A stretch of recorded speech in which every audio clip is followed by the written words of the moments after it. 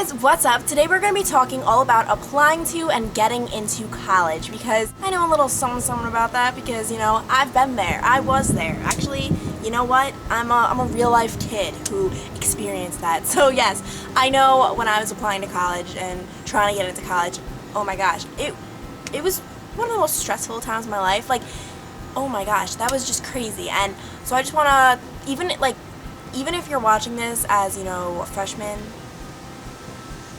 I don't know why I just paused, because I was going to say sophomore, I don't know, freshman, sophomore, junior, senior, whatever, it's going to be helpful for you. Even if you're in middle school, just knowing about this now is so helpful. So basically, applying to college, the first two things that are arguably the most important things, which, I mean, it's pretty obvious, are your grades and your SAT scores or ACT scores, something like that, which are arguably not even that important, but they kind of are, so we'll get into that. First of all, your grades.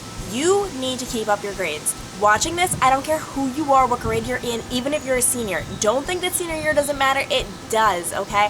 Just keep up your grades. Do your work. Try your hardest, because trust me, especially when you get to applying to college, you wish that every single grade you've gotten on your report card was 100, because literally, like, I've regretted any time, like, any bad grade I've ever gotten, like, when I was applying. I was like, oh my gosh, like, why do I suck at life? And I mean, I was always on first honors and stuff, but it's, like, very competitive, and so unless you have all 100s in your report card, you know, you're gonna feel very insecure about how, if you're gonna get into college or not. So definitely just try your hardest. Secondly, standardized tests. Some people say they matter, some people say they don't, and in some cases they do, in some cases they don't. For instance, some colleges don't even require test scores. I just said sex. Okay.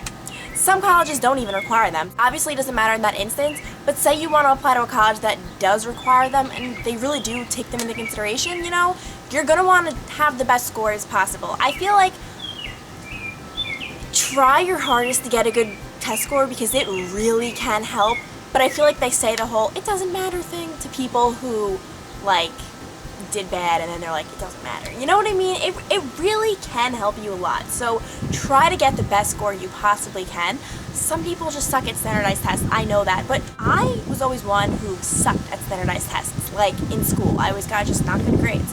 But for some weird reason on the SAT, like, I didn't completely bomb it. I think I got an 1890, and that's not bad at all, you know? I mean, it's not the best score in the world, but it's not bad at all. And, you know what, that was on the old test. I heard they're making the new test so much easier, so whatever. Okay, just saying. It's really controversial. Do SAT review classes help? I'm gonna say yes. To an extent they don't. They're not a miracle, and it's only if you actually try with them, you know what I mean? If you're not actually doing the work, you're not actually participating, you're not actually, you know, trying, basically, it's not gonna help. But, you know, for me, it really got my foot in the door, because when I first was given an SAT, you know, as a practice test, I was like, what is this? Like, what the heck? What the heck? I don't know anything. So then they gave me a booklet, and then I practiced with them. I took tests. It kind of gave me some discipline, because I probably wouldn't have done it by myself. And it really, like, refreshed my memory on everything, and I think it really did help. However, that's not to say that you need to blow $100,000. One of my friends, oh my god, I would say she spent thousands and thousands of dollars. She went to a review course, and then she had private tutors, and the review course she went to, I think, was $1,000. The one I went to, I think, was a couple hundred. So, and it was at a weird motel. Can I just tell you that? It was at a, okay, it was a hotel, but I like to say it was at a motel just to make it sound worse. Oh, okay. But, like, still, it just goes to show, and I did better than her on the SAT. It just goes to show that you really don't need to blow money. It's just, if you want to, you know, spend a little bit, you know, to get your foot in the door, but it doesn't mean, oh, let me go to the one with the highest, that's the highest price, that's gotta be the best, that's what'll get me. Like, I really think that as long as, you know, you just have a course that's okay, you know, with a lot of structure, you're good. Personally, that's just my opinion. So definitely just try your hardest, and remember that you can take the test multiple times. The first time I took it, I think I got considerably less than the second time I took it. I took it twice, and the first time, I think I went up like 100 something points, over 100 points for sure. No, I say 100 points. And, but yeah, so, oh my god, no, the first time I took a practice SAT, I didn't really try that much on it, but I think I got a 1490. Oh you know, it was a $14.90.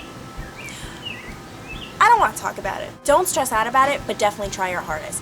Some people say don't stress out about it as like an excuse to like not even have to try. No. You try your hardest, okay? The next component of actually getting into college, I think, comes down to a lot with the essay.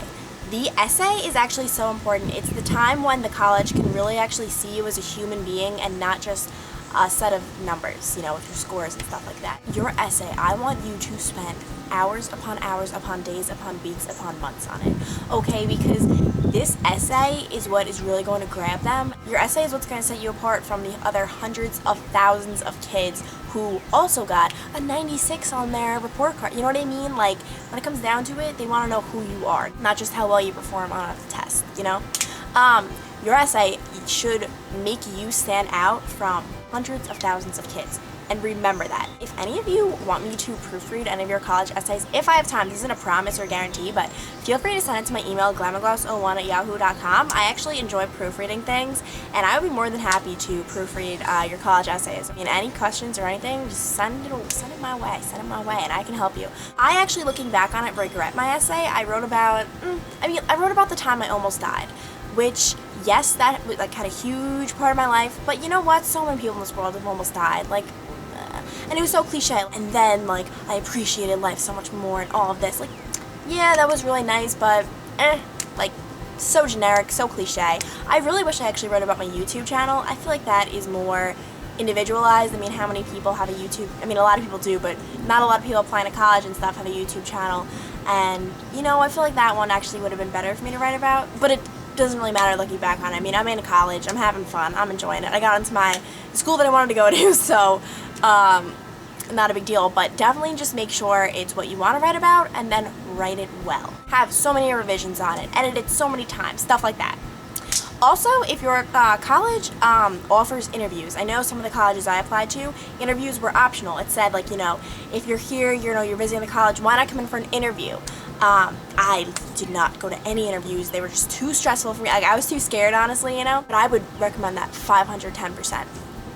If you have an interview with them, more often than not, you know, you're a wonderful person and they will see that, and guess what? That gives you so much more of an edge to anyone who doesn't have an interview, because now they actually know you as a human being. And personally, I think it's harder to reject a human being than it is to reject, you know, just another name on a piece of paper. You know what I mean? So I really would recommend the interview, especially if you're nervous about getting into that college or not. You know, if you're a little shaky with your grades, definitely do an interview, you know, so they can see who you are as a human. Definitely, this goes without saying, get everything in on time. Do it all. Oh, questions with early decision. There's early decision, early action, and then regular decision. Early action means you're just doing everything much earlier than everyone else. This could be a good thing, this could be a bad thing. In my high school, they did not recommend it. Unless you were completely confident with all of your grades, they said that, you know what, like, it's very competitive. That's when a lot of the smarter people, the more gifted people, not me, tended to do it, because they're very confident with their grades. So my high school personally recommended that we do regular decision, because, you know what, if you get rejected in the early action, that's it, you're done for. However, they can defer you, which means they will then place you with the regular action people. Early decision means that you are putting it all in for this one college, meaning if they accept you, you have to go there. There's no turning back. You signed a contract, you're going there. That really, if you know you want to go to college 100%, then they say do that. But guess what? I say no to everyone, because I actually, if I did early decision, I would have done it to Quinnipiac. I thought that was my dream school. Oh my gosh. Then I kind of just visited the school that I go to now, and I just fell in love with that one, and I literally was like, I would have been set on it. So I just don't recommend doing early decision. Early action is your choice, but I don't even recommend it, because you might think you want something, but then you realize you really don't.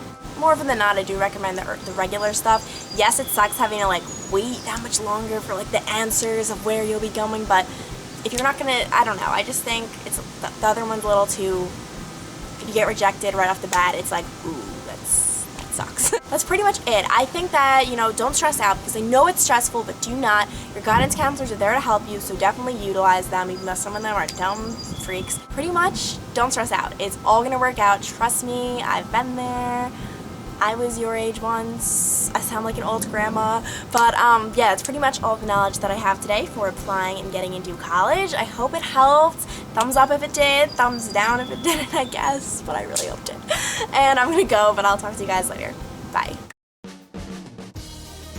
Oh my god, my neighbors must wonder what the heck I'm doing. I just realized. Whatever. Okay. Nah, it's really... Crap, this is so awkward. Whatever. I'm a human being, I can do whatever I want. My neighbors can judge me.